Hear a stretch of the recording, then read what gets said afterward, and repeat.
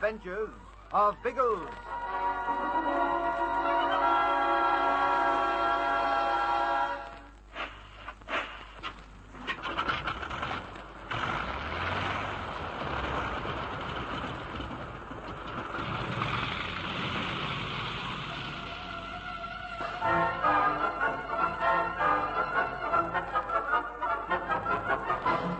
For hours, Pat and Algy forced their way through the unbelievable growth of the rainforest.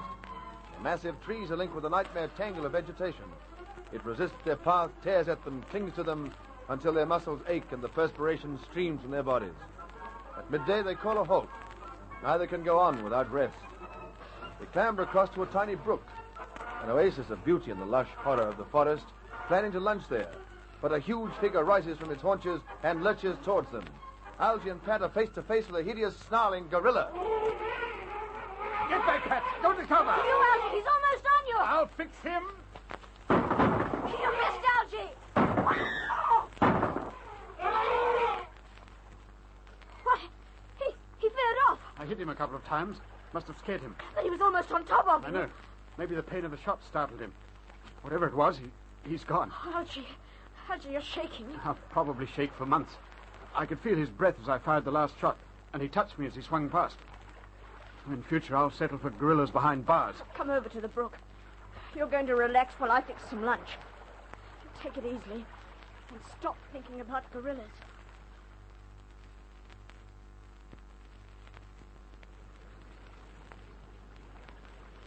Feel better? Oh, I'm fine now, Pat. The food made all the difference. Then can we push on? We daren't waste any time if we're to meet Biggles before nightfall. No, by Jingo. There's still the dickens of a lot of forest. But what about you, Pat? You were the one who had done in. Looking after you made me forget all about it. I could face 50 forests now. Come on.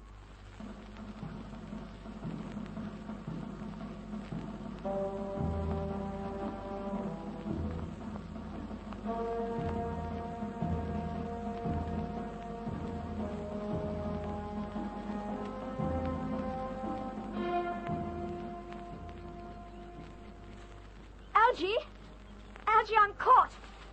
This vine, I'm tangled in it. Hang on a minute. Keep still, Pat. I'll cut you out. I was following right behind you. But when I ran into the vine, it seemed to twine itself around me. Almost as if it was alive. I'm not sure some of this undergrowth isn't alive. There. You're free now. Thanks. Oh, thanks, Algy. Yes, I can move now.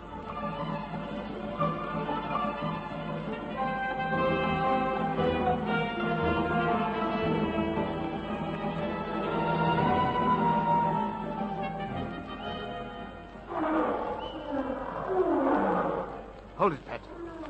It was a lion, wasn't it? Yes. Wait till I reload my rifle. Do you think it was close to us? No, but it was ahead. If we're going to pass through lion territory, I must be prepared. Lions usually live in more open country than this, don't they? I always thought they did. Then we must be near the edge of the forest. The dense part, anyway. By Jove, you may be right. Let's cut across the gully. I know it's steep, but the land falls away more gently on the other side.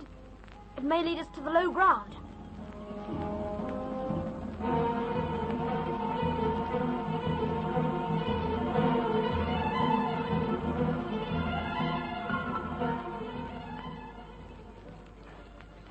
Careful climbing up this side, Pat. It's down steep and there isn't much foothold. I'm watching where you go and using the same track. I don't know where I can go from here.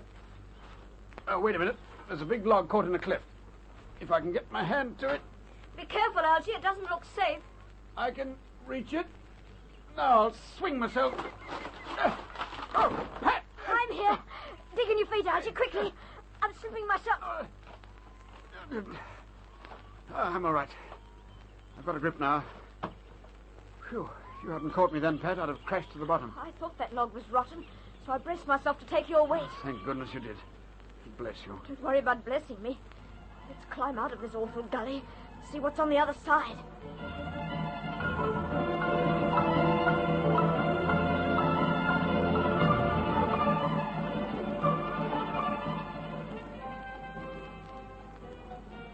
We're right, Pat.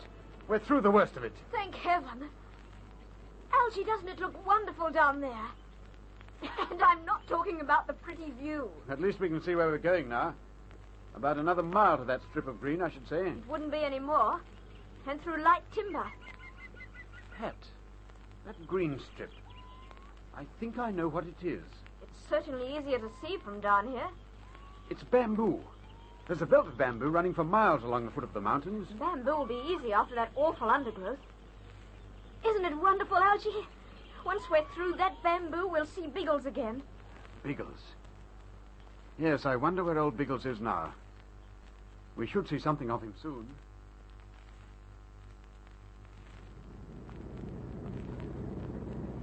There's still no sign of them down there, Bertie. No, the poor old blighters must be stuck in that valley jungle. I hope they get through it, what?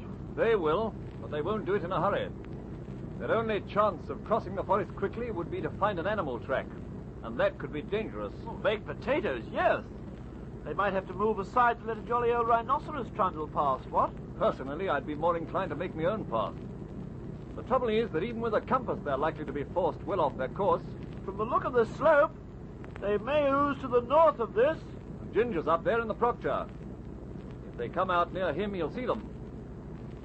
I can't spot the old trout anywhere. Perhaps he's seen them and trundled down. Give him a call and ask him. No point in us scudding around if he's found them. This is Bertie calling Ginger. Bertie calling Ginger.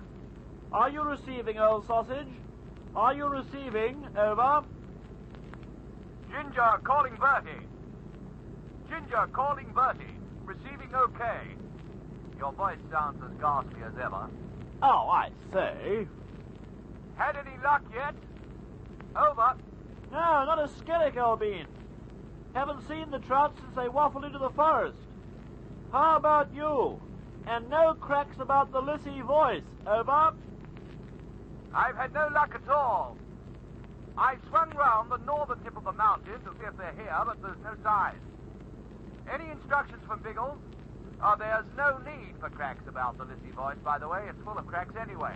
Over. He hasn't seen them yet, Biggles. Wants to know if you've any instructions, old sausage. Tell him to keep looking until 6 o'clock. Then he can put down at the rendezvous point, and we'll meet him when we've finished our recce. Roger. Bertie calling Ginger. The Lord and Master said to give them till 6 o'clock. If you haven't seen anything by then, try to put the kite down without pranging at the rendezvous point.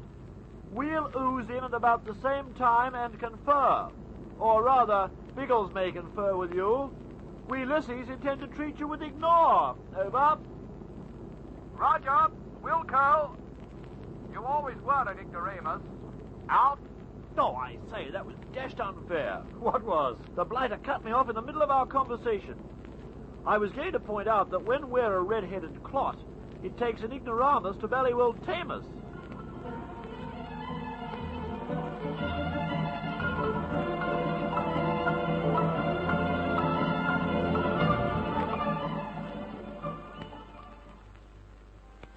Sure. No, this bamboo's worse than the forest. I don't think we'll get through, Pat. We must, Algy. It's almost dark. And we know the planes are across the other side waiting for us. How about leaving it till morning? We could go back and light a fire to let Biggles know we're close and then carry on when we're fresh. Do you want to spend a night in that forest? Well, no, but if we have a fire, we should be safe enough. It's not only the wild animals, it's the generally eerie effect of the forest. What the blazes was that? A buffalo. Aren't there buffaloes in this country? By jingo, we might be in trouble. I'd rather face a gorilla than a wild buffalo. Algy, that buffalo was ahead of us.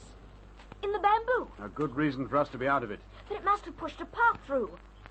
It may even be on a regular animal track. An animal track? We could follow an animal track. It'd take us right through the bamboo. No, not with the buffalo sharing it, thanks. You have your rifle, Algy. If we're careful, we'd be all right. Oh, please, let's try it. I'd rather risk the buffalo than spend the night in the forest. All right. We'll take it slowly, though. The sound seems to come from through here.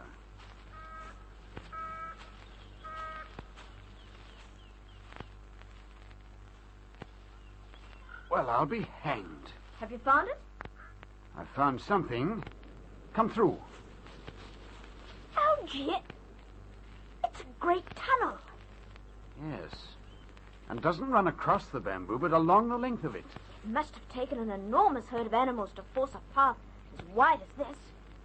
And yet, isn't it strange that the bamboo should still meet overhead? Not so strange if the tunnel was made by men, Pat. By men? Yes. I think I've guessed what this is. Animals come through here, but they aren't buffaloes. They're cattle. This is how the black elephant drove his cattle across Africa without being seen.